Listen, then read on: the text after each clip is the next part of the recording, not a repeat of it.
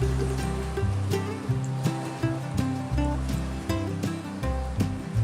live out on a mountainside in southern Colorado. It's 20 miles of dirt road down to the highway into town.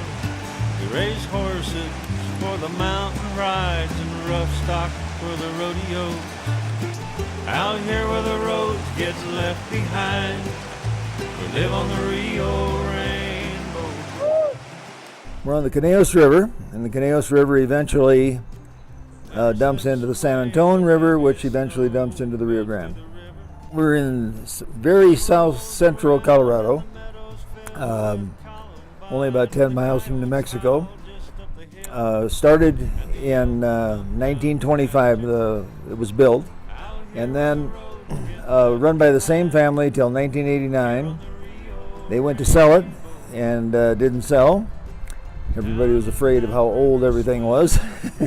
And then it stood empty for 3 years. We bought it in the fall of 92 and opened in 93. During our shoulder seasons, early June, late August and September, we do a minimum of 3-night stays. But otherwise it's week stays and mostly families. I mean, and that's really what we want to do. You know, we don't want to be a corporate place, and it's more fun having kids around. It's all inclusive, so we have, of course, horseback riding. We have about 140 horses, and so the difference between us and the people who ran it before, they only had about 20 horses, so you signed up for like hourly rides. Well, here you can ride all-day rides, etc. You get your own horse for the week. And then fishing on our about 1.25 miles of river that runs through the ranch. And then there's some wonderful fishing off the ranch as well that we can point you to also fish. Oh yeah, right there. Oh, it's a giant. Oh no. Oh no.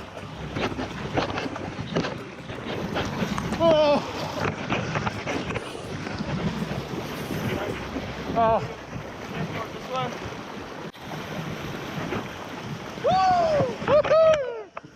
Yeah! That was so cool. Oh. I saw his tail. Yeah. I saw his tail out. That's sick. And you'll start right there. Oh, I did. But then that comes with meals and lodging and entertainment in the evenings, and whitewater rafting is included in it, which we do down the Rio Grande near Taos. And so yeah, really the only thing you pay for is your incidentals and fishing license.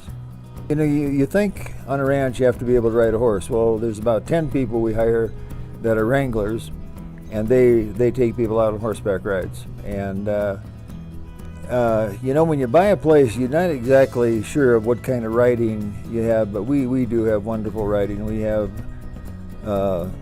you know, pretty hard riding for people who like that. We have some easy riding and wonderful scenic views. And then I usually hire a couple of young guys that are fly fishing guides on the ranch. And this year, you know, one of them's been here 3 years, one 4 years, and these are good fishermen. And they're good at putting people on fish and helping them, and that's all part of the package. I mean, you don't pay them extra to be a guide. No, I didn't. That's all part of the package. I heard something. Or, oh yeah. See. Get him on the reel though, if you wouldn't mind. There we go.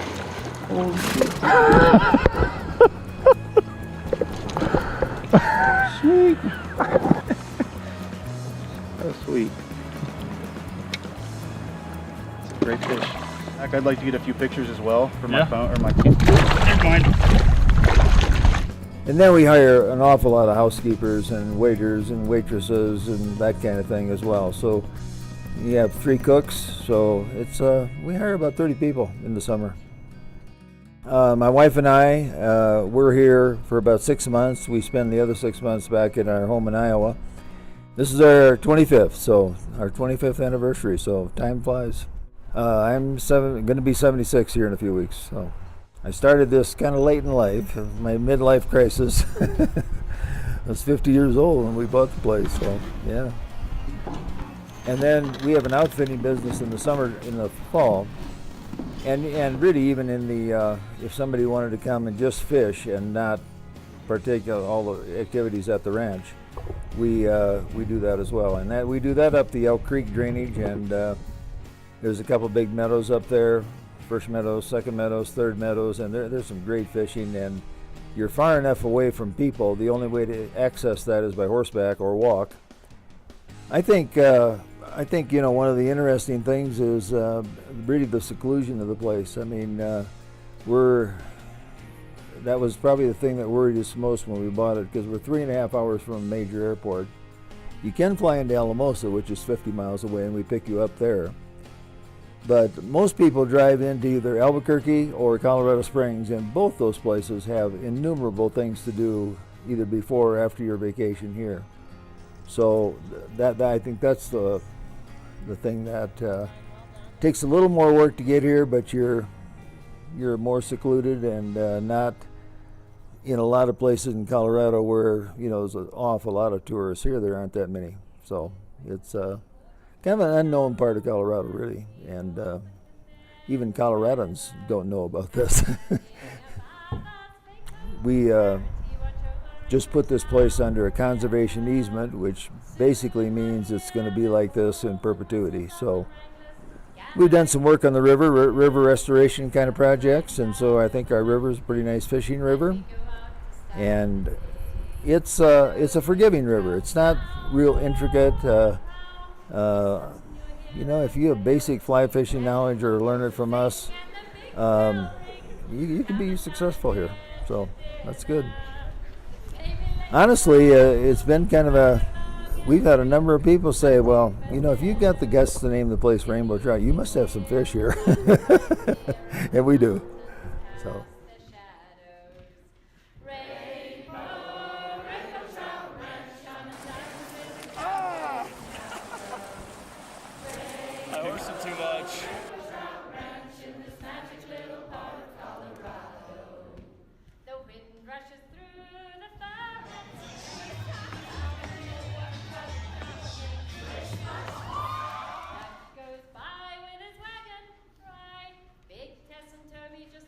Yeah, we talked about this yesterday. Brown Trout Ranch. Brown Trout Ranch. If Brown Trout had a prettier name than Brown Trout, we'd be calling it Brown Trout Ranch. It rolled off the tongue easier.